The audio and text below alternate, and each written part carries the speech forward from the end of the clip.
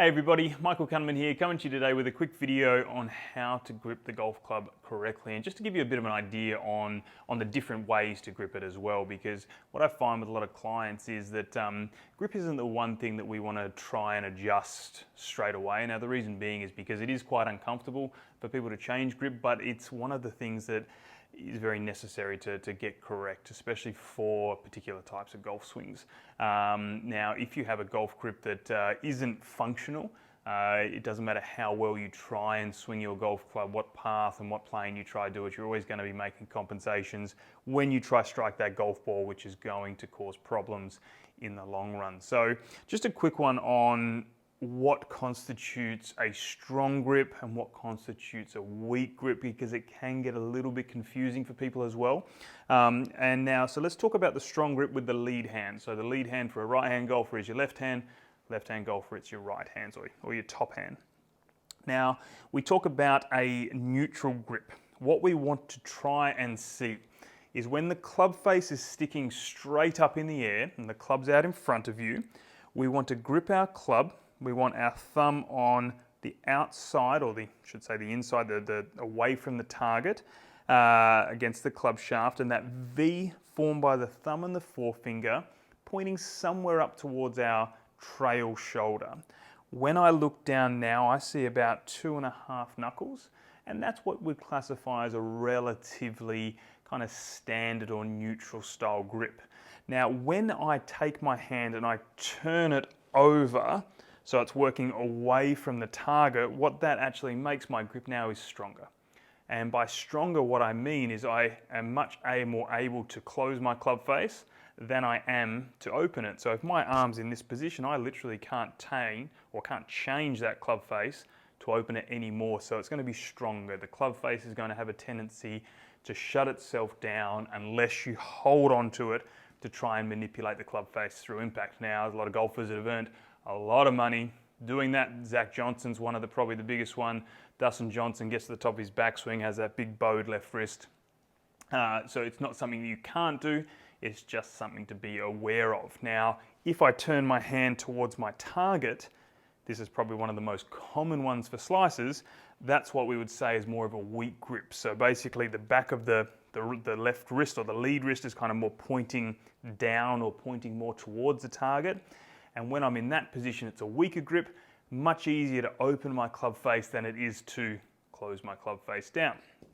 Now, the trail hand, so right hand for a right-handed golfer, left hand for a left-handed golfer, this is where it gets a little tricky. Now, that there, working away from the target, is what we'd classify as a stronger grip. And a lot of times people think that the trail hand, if they put it over the top like this, especially when they're slicers, they believe that they're going to square the club face up because it's going to allow us to turn it over. Couldn't be further from the truth.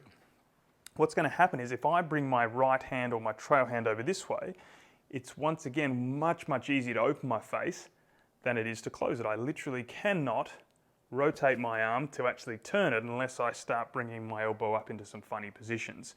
So rotating it over this way towards a target is actually the weaker action, so it's going to open the face. Rotating it underneath is a stronger action. It's going to actually be able to close the club face and make it very difficult to open the club face. So what you'll see is a lot of people matching up grips. You'll see people with strong grips that basically have their hands around here. Generally are the people that hit big roping hooks, very low ball flights, and then the people that have their hands underneath, they'll tend to open their shoulders at address, and then they'll tend to be the golfers that hit those kind of higher, weaker slices. So if you're wanting to try and get a neutral grip, I'm going to give you a good little way to do it. So as I said before, get your grip in your hand. Now the biggest thing to remember is, as you'll see here, I'm just going to get a little bit closer to the camera, my grip is a lot more in the fingers than it is the palm.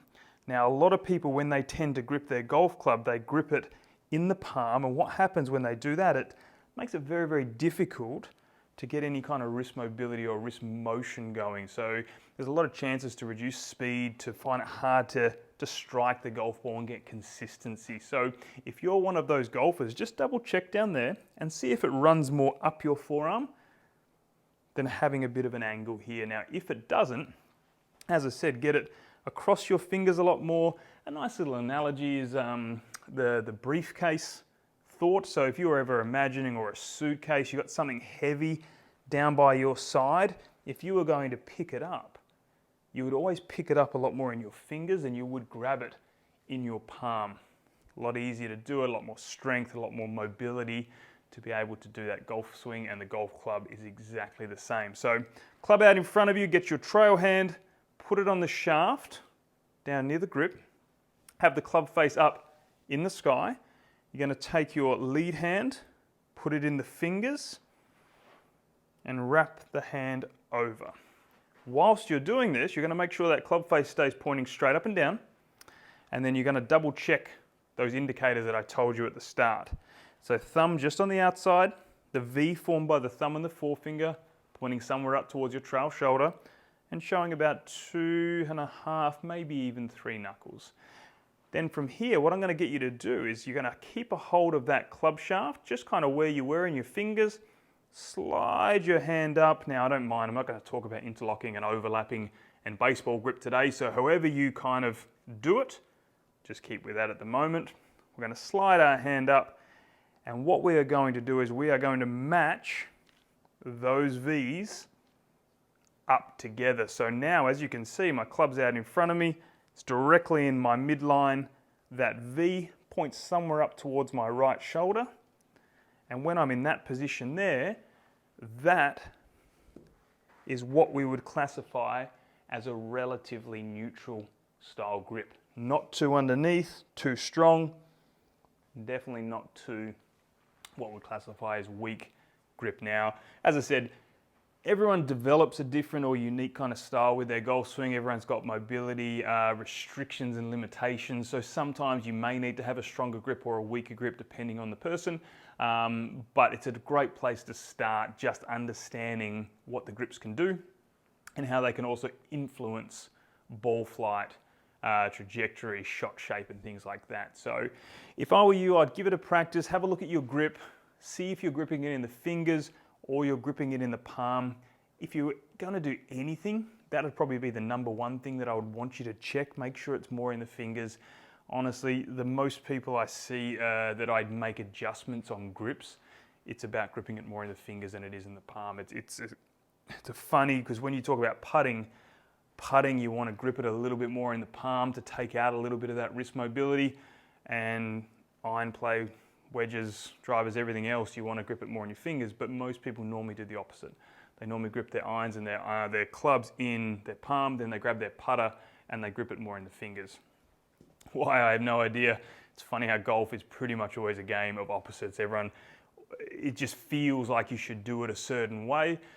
If it feels like that, you should probably be doing it the opposite way. It's a crazy game. But if this is where you're struggling, feel free to shoot us an email. We're starting to do some online lessons as well. Always a great way if you're, of course, not local here in Perth. We can give you an insight into, of course, what the swing's doing. We can check your grip, we can check your movement patterns, and we can go from there. Now, if you are in Perth, part of a lesson, we always check grip. It's always something that we look at, and then we kind of weigh up, is it something that we need to change and adjust? But for you at home, have a look, see where you're at, strong grip, weak grip, neutral grip, palm or fingers, and then make an assessment. Okay, let's give that a try and let's see what happens to that ball flight and shot shape. So hope that answers some questions for those golfers out there that are kind of on the edge trying to figure out what grip is what and what is supposed to influence ball flight, and hopefully you enjoyed that information as well. Now, don't forget to please subscribe to our channel. Click on the subscribe button, and we're going to be putting out more and more content as we go. I hope you enjoyed that video. Thank you very much for watching, and hopefully we'll speak to you soon.